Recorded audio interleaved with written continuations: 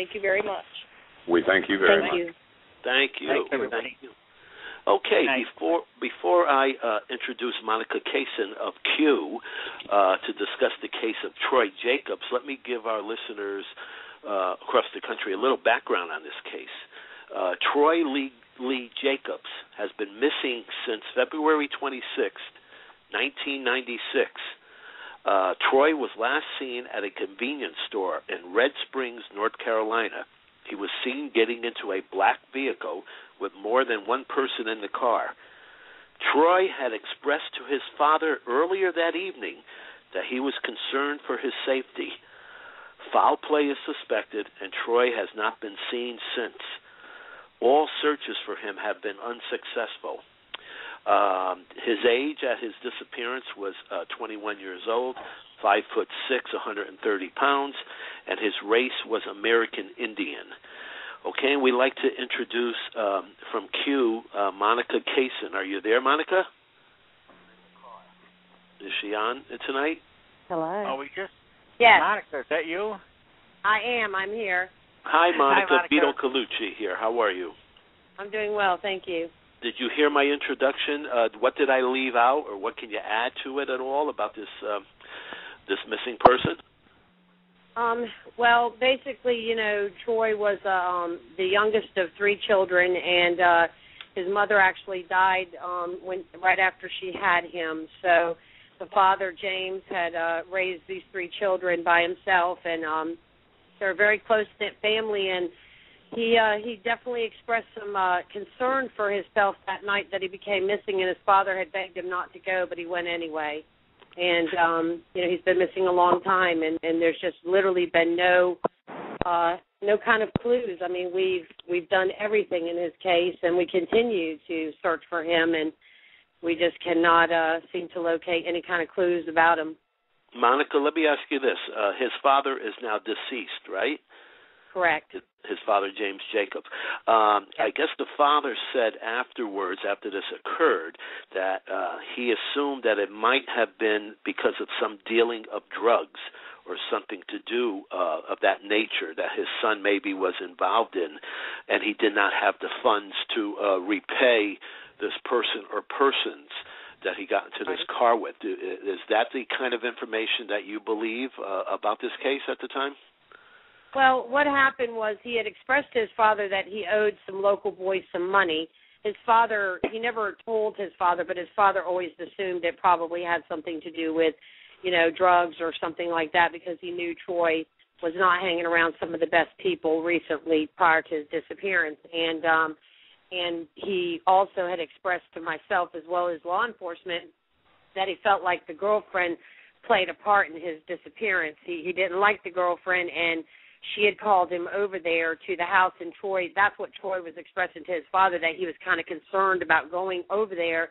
And his father said, why don't you just stay home and just, sit tight? And I think he was going to try to help him figure it out. And then Troy's like, no, I'm gonna go over there anyway. And he did. And so she was pretty much the last person to have seen him, and has not always been truthful. Really? Has she ever taken do you know if she's ever taken a polygraph, or is she still in the area there, or what's going on with her over these years? I do not know. I would imagine she's still in the area because, the Indian population, they don't go far. All of their roots are right there in that particular area. But no, to the best of my knowledge, she was never given a polygraph. I know she was, talked to in depth. And on more than one occasion, and when different sheriffs would come in and they'd reopen and reevaluate the case, I know she was talked to over and over again. But, her story's always been that, Troy left that night and with another guy and supposedly to go to the store, but that's pretty much it. Well, I mean, that seems a little bit hard to believe on that part. I'm sure Donna and Denny would agree with me, because if you're into some people for money, and this black car comes and you tell your dad, yeah, I'm going to go with them anyway, even though I fear for my life, there's something strange about it, whether it's through the girlfriend or just some pressure maybe by these people saying, okay, look, let's at least go talk about this money you owe us someplace or something of that nature. So Yeah, I think Troy thought that he could definitely talk himself out of it, and he didn't leave his home in the car. He went to his girlfriend's house by foot. Okay. And then from there, he was supposed to have left. Some guy came by and picked him up, was basically like, let's take a ride.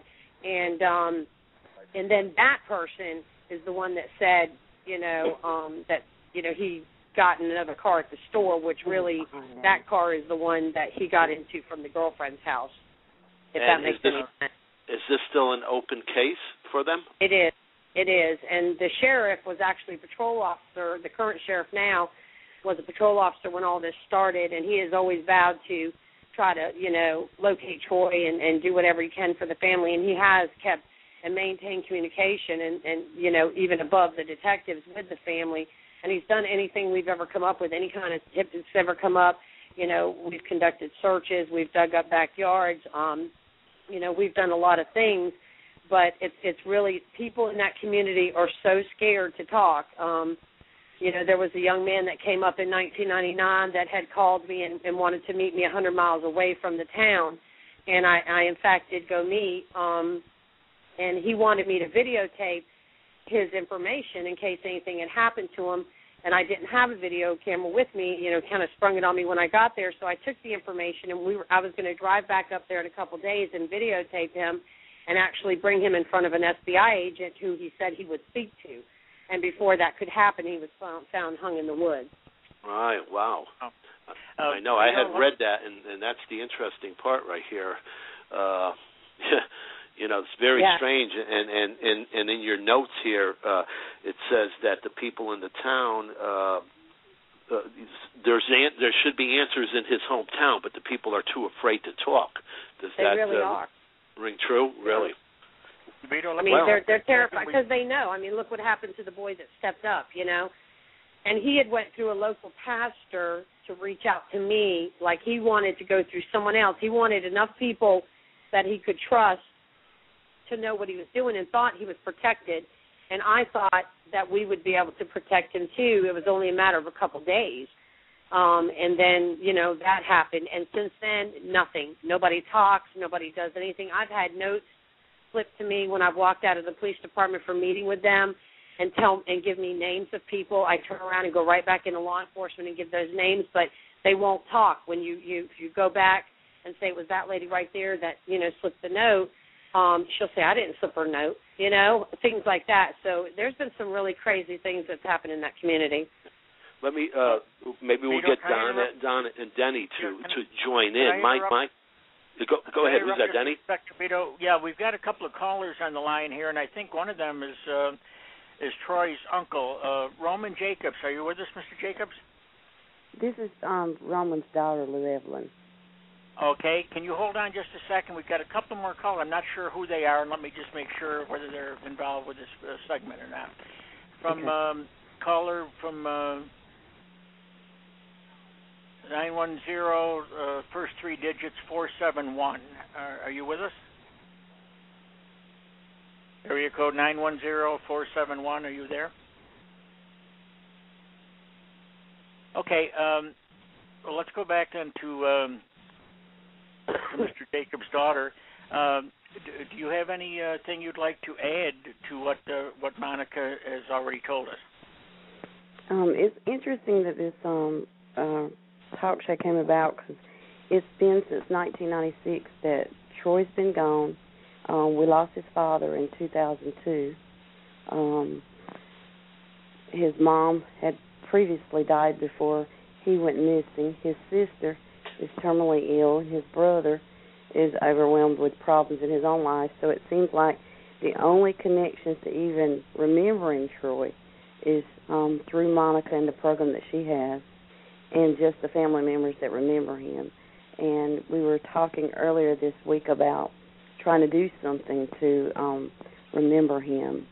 And it's something that haunts you at night to know that somebody was born and actually walked this earth, had relationships with people, disappeared, and unable to locate him and have no answers to be able to put an ending to the story.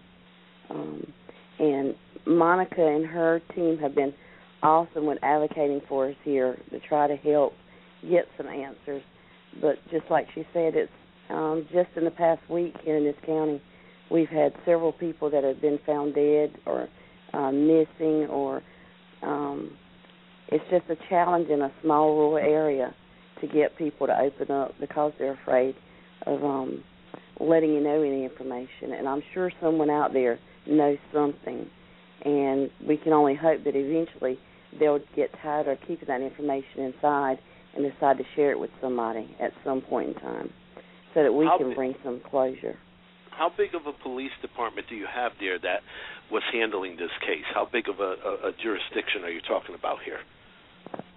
At the time, it was a fairly small department. It has branched out in the last 3 years. They may have had 3 detectives at the time in that sheriff's department.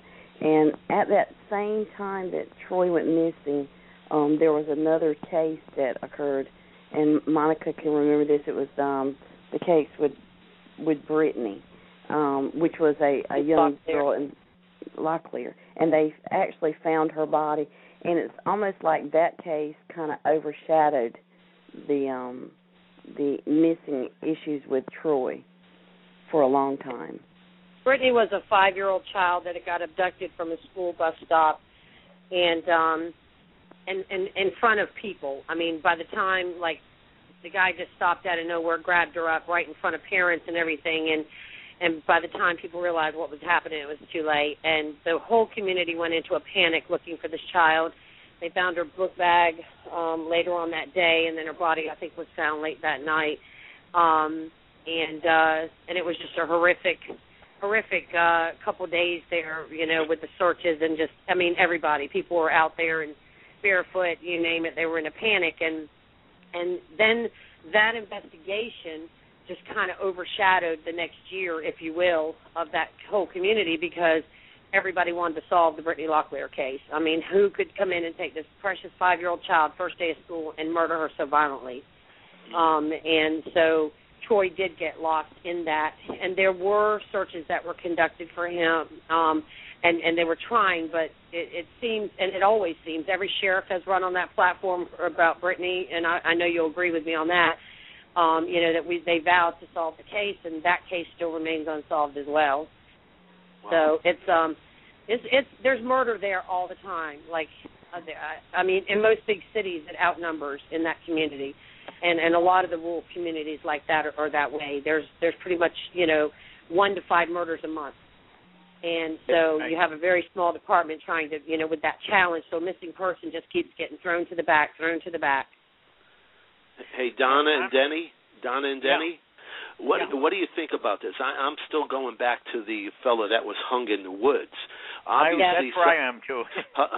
Something got around this small town about this guy. So maybe he trusted a pastor, maybe he trusted Q, and I'm not saying anything against either one of those two. I feel comfortable with them, but there must have been other people too that maybe he confided in about his situation, and that person innocently enough told a loved one, and then before you know it got around to the bad guys. What do you and Donna think about that? Because that's an interesting point of this case here. I tend to agree with you, Vito. I don't believe in that kind of coincidence. I think there was a connection between his death and Troy's disappearance and the information he was providing. And on that note, I just wanted to ask Monica, apparently there are some real bad players involved in this thing. Did you feel that, you know, I mean, going 100 miles or so away to interview the source, did you feel that you might be in any danger? I mean, would these people, if they thought you were asking too many questions, or they might want to get you out of the picture? Well, sure. I mean, I've never stayed the night there. When we'd go in and do searches, I always left, and that was one reason why. You know, a lot of times when we go in and do weekend searchers or whatever, we bring in the searchers, we stay the night, what have you. Everybody drove in and drove back out, you know, which was a safety concern. I mean, I'm pretty well known in that area, and people know that anytime they see me, I'm down there looking for a missing person. You know, that community as well as several others that I've worked in missing persons in, that's always in the forefront of your mind, but you have to believe that you're somewhat protected or what have you. I've always been surrounded by law enforcement pretty much when I've been down there, so, and then when I've left, I've always had my canine with me and that type of thing. So, you work with safety, but it's really the people in the community that have to live there. Their house catches on fire in the middle of the night, or their trash cans are lit up on fire, or someone throws one of those little stink bombs out, or someone drive-by shootings or whatever, and they're so intimidated they don't. They just kind of. It's not that they don't want to help. It's just they don't feel protected, and law enforcement has such a great challenge in front of them. And back in the day when Troy got missing, I can tell you that the law enforcement that was in place then, nobody should have felt protected, because it was a bad situation. Law enforcement they have now, awesome, compared to what they had, and that was a lot of the problem too. They were not. I think if people went to law enforcement, they were thrown under the bus. I think how about having a new set of eyes and ears coming in on the case, a new detective or something like that? Have they done that? Somebody to come in and reopen the file? They have not done that in the last few years, but when Sheriff Peterkin won sheriff, he put a new team on it. We did, conduct a couple searches, and there is a couple pieces of information that, we are aware of that still exist that has been information that's been talked about for years, but there's nothing to prove anything enough for them to get a search warrant, and that's been one of my biggest challenges is, we almost know who's kind of done this. We almost know where he may be at, but we can't get there. And so it's been a very frustrating case for me to know all the things that I know and really not be able to rule the things out that have just lingered there and lingered for years. So that's one thing that I spoke to Rowan about. We have to get answers if we have to get an outside investigation to come in or something, but these things need to be put to rest because they've lingered around for quite a while. Well, I know from a police point of view, you get this guy who's hung, that word gets all around town, and you're not going to get information from anybody after something like that. In other words, they made a statement.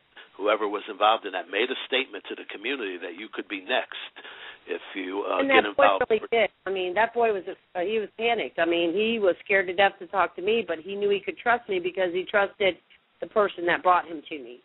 And that person is a well-trusted figure in that community. And I think that it got out that he was seen with him, that he was, and probably, not that anyone knew that he had told him anything, but just the fact that he was maybe seen with him or seen speaking to him or something of that sort. And I think they just assumed he was talking and, or what have you. But Donna Pendergast, what do you think about what everybody's been talking about here? Well, the thing is, too, even at this point, if you had enough to get a search warrant, do you really think that, 14 years later, there's anything they're going to find? No, probably not. Do we have somebody calling in? No, I don't know what that's all about. It's on somebody else's phone, apparently. I don't know where that's coming from either. I don't know. Well, it stopped, it seemed like, so that's good. Okay. Hello? Hello? Yes. Hello? Yeah? Do you have a question? Oh, I'm sorry. Yeah. Is this CrimeWire? This is. Do you have a question for us or a comment to make about tonight's show? I don't know how. My phone just rang and you called me back. I'm Andy Atkinson's mother I was holding. Oh. And then the other story came on and... So all right. So we had a switchboard glitch of some sort. Yeah, because I just got off the phone with Garland and I hung up and my phone rang and I picked it up and y'all were talking like, what was that? And anyway, it was we were trying to figure out where the ringing was coming from. So yeah. Well, if you are we on the air now? You're on the air. We signed off with that first segment at about 9:30. So I don't know I don't know what happened here with this high-tech switchboard, but she could hook up with. Are. Okay, well, thank you all so much. I appreciate everything. I'm Andy's mother, and everybody. Thank you so much for all your time and help. Thank you. Bye-bye. Bye-bye. I would like to say that the district attorney in Rayford has maintained a close relationship with our family as well.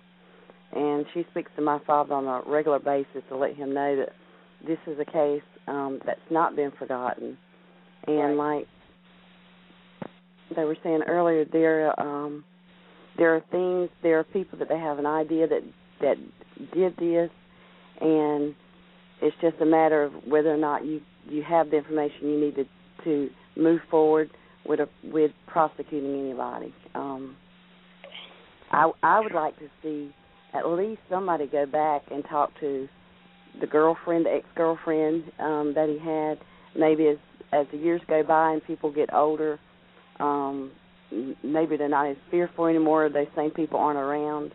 You know, something just to get some answers for the family. Let me ask and I agree with that.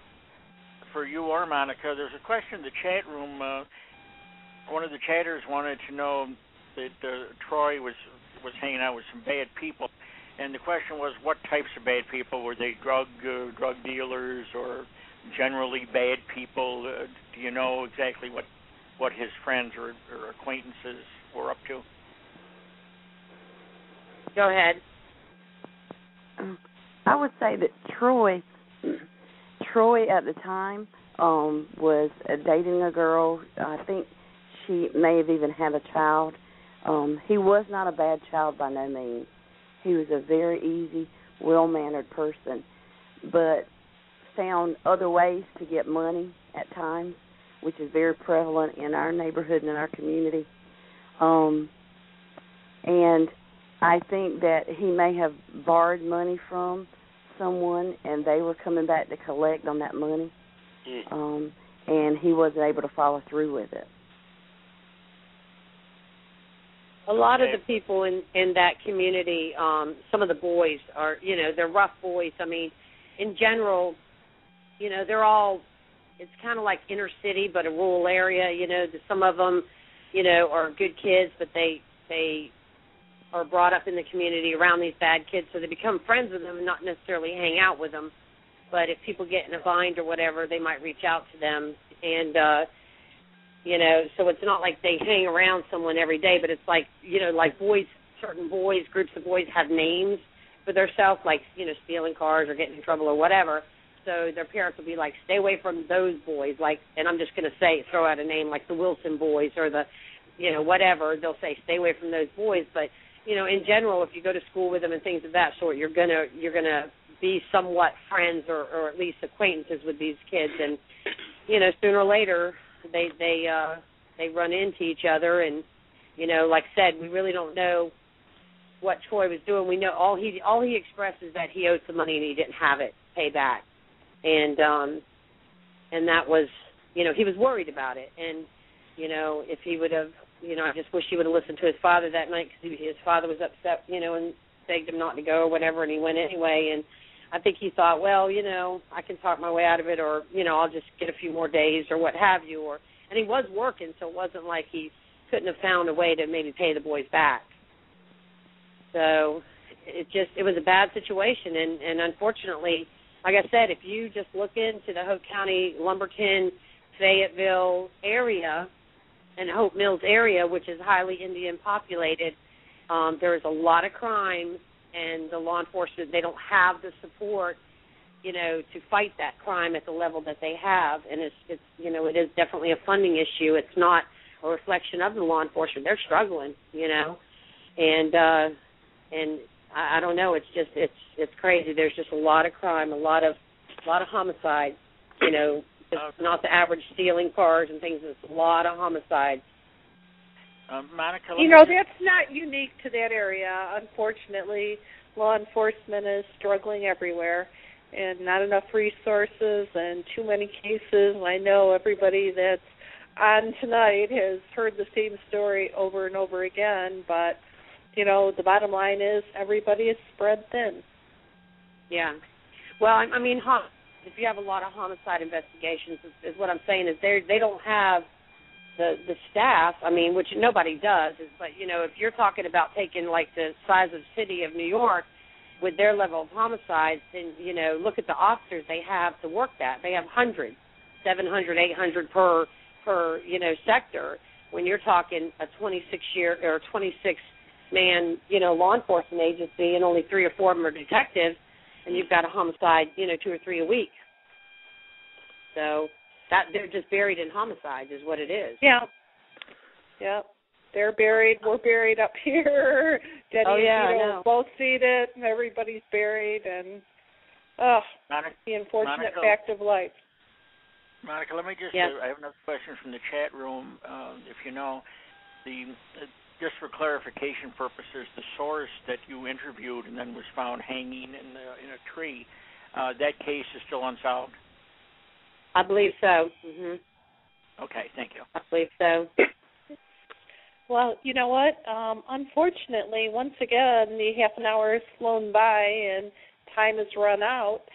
So I think at this point, unfortunately, we're going to have to wind this up.